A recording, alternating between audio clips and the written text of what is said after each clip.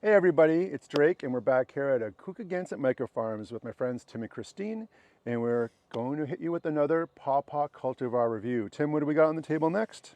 Well, I was going to give him Tropical Treat. This is a long season pawpaw. It's got a lighter, fruitier, and accessible in a different way than Shenandoah flavor. So it's very high-end flavor. It's got a lot of seed for a pawpaw cultivar, but the flavor makes up for it. So.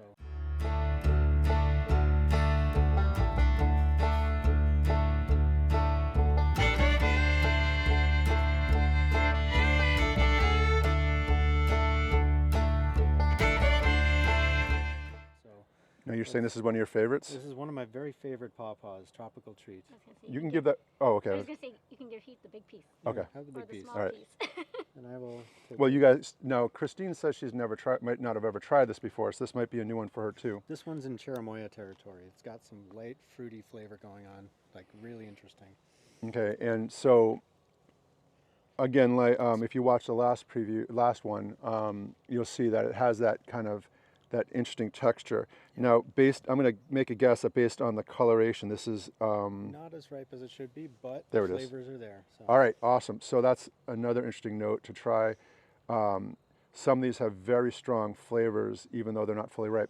And on a quick side note, when you're dealing with pawpaws, what I've found as you're scooping into them, be careful not to get the skin, because the skin is very bitter. Yeah, the skin's not good. So it'll ruin your flavor if you get that in there. But you do want to, the irony here is you want to get as close to the skin as possible because that's where the sweetest part is. And I would literally scoop these things out like, honestly, like an animal trying to get to the stuff closest to the skin without hitting the skin. Here we go, Tropical Treat. Oh, wow. Mm-hmm. Well, star fruit maybe?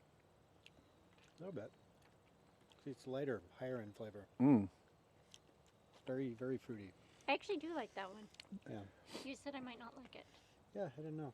Interesting. So again, in my head anyway, the banana kind of custard is the flavor base.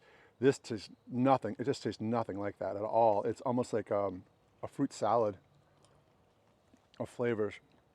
Yeah. It's strong. Well, medium flavored. Not as intense as Shenandoah, Susquehanna, but It's very sweet. And again, if you get a good look at the inside, There's a it's lot of seeds. yeah.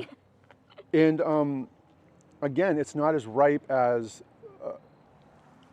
what I'm used to. For this sweetness level and flavor level, I'm used to a stronger ripeness level. mm-hmm. This seems like it's not like 100% ripe yet, and it's still got wicked strong flavor. So I can only imagine when this thing ripens, it must be like almost too sweet. It's a Maybe longer season variety. So I recommend this for people in the southern range of pawpaws potential growing range. It's not as good up here, but they're still well worth growing. So Christine, you don't like quite as sweet of things? Yeah, so that's probably why you didn't think I'd like it. Yeah, it's sweet. Yeah, so all right, that's cool. And again, a little bit more about the cultivar itself. Where did it, is it originate in the same areas? Tropical Treat, I think it was found by Woody Walker of Sparta, North Carolina, but I'm not sure exact. I believe it may come from a Kentucky source. He tends to collect things that are old restaurant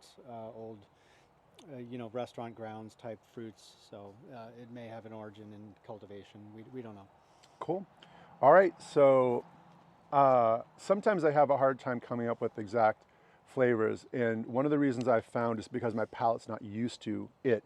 And I did a little side venture into Indian desserts when I went to Southeast Asia and I went to Malaysia. There's a strong Indian influence there.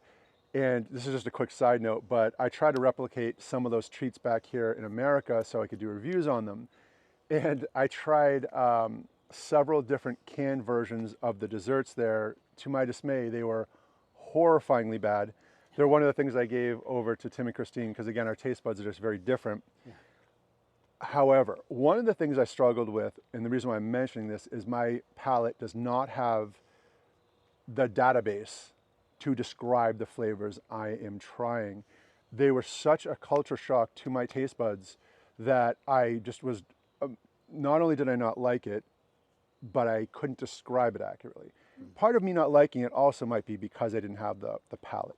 But what I'm experiencing with some of these varieties, and specifically this one, is I'm having a hard time describing the flavors because I just don't have the palate for it and the background for it, which is another cool reason why I'm here with them, because they can help describe it.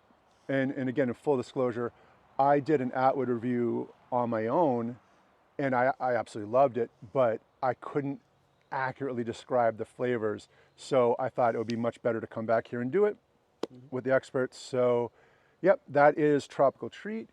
And again, I'm Drake, Tim and Christine from Ocko Microfarms, and we'll see you for the next review. Thanks.